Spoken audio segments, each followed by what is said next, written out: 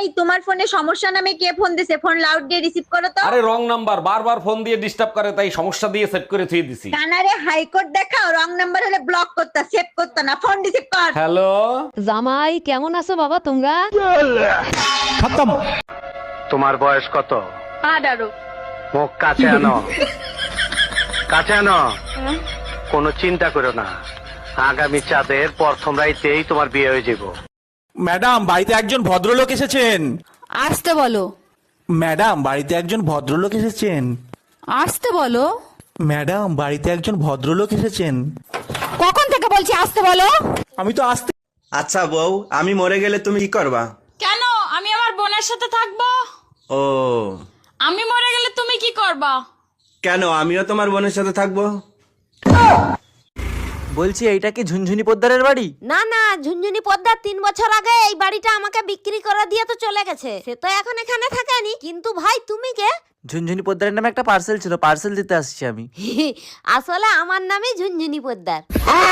আসলে আমি ভাবছিলাম তুমি কিস্তিওয়ালা, লোনের টাকা আনতে আসছো। এই পাশের বাড়ি ওইটা তুমি কি ফেলাইলা? লাভ লেটার ফালাইছি, চোট মারানি যারে সকালবেলা টমেটো চাইছি দেয় নাই, এবার বুঝ। সর্বনাশ, এখন তো আমারে সন্দেহ করবে। আরে অপেক্ষা করো, দেখো কি হয়। আমি জীবনে কোনোদিন কোনো মাইয়ের দিকে ওইভাবে ফিরে তাকাইছি, সব দিছি, তুমি কাও। আমার মিষ্টি ভাবির মন খারাপ কেন? কি হয়েছে ভাবি? জানেন অরুণ ভাই, পাশের বাড়ির রুম্পা ভাবি তার একটা কষ্টের কথা বলে আমার কাছ থেকে 5000 টাকা ধার নিছিল। আমি জানি তো আপনার মন অনেক বড়, কারো কষ্ট সহ্য করতে পারেন না। আমার 14 গোষ্ঠী কষ্টে আছে বলেও টাকাটা ফেরত আনতে পারলাম না। তাই টুম্পা ভাবি তোমারে খুঁজতেছে কেন? লাউডে দিয়ে কথা বলো তো শুনি।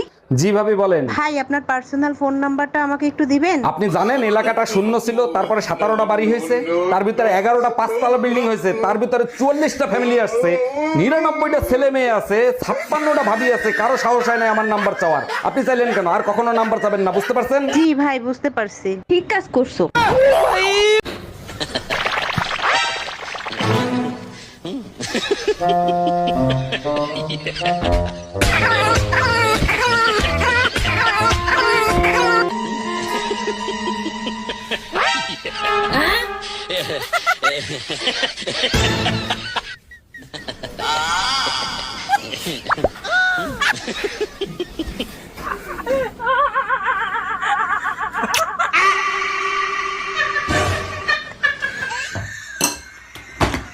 আজ 5 বছর পর আমার স্বামী বিদেশ থেকে ঘরে ফিরবে।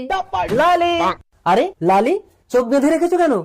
তুমি যেদিন থেকে বাইরে গেছো আমি সেদিন থেকেই চোখ বন্ধ করে রেখেছি। তার মানে 5 বছর চোখ বন্ধ করে রেখেছো? কিন্তু কেন লালি? স্ত্রীর চোখ শুধু স্বামীকেই দেখার জন্য, এই চোখ দিয়ে অন্য পুরুষকে দেখাটা যে পাপ। আরে পাগলি, স্বামীকে যদি মন থেকে ভালোবাসো, অন্য পুরুষকে দেখলেই বাকি। না, অন্য পুরুষকে দেখলে আমার সারা গাহক পা কিরম একটা হয়। লালি, তুমি না সাক্ষাৎ সতী। চলো না একটু ঘরের ভেতরে। আস্তে টেনো না, পেটে বাচ্চা। কি করে? কে? আমি তো 5 বছর বাইরে ছিলাম। বলতে পারবো না গো, আমি তো চোখে দেখি না। আমি কেন মরি না?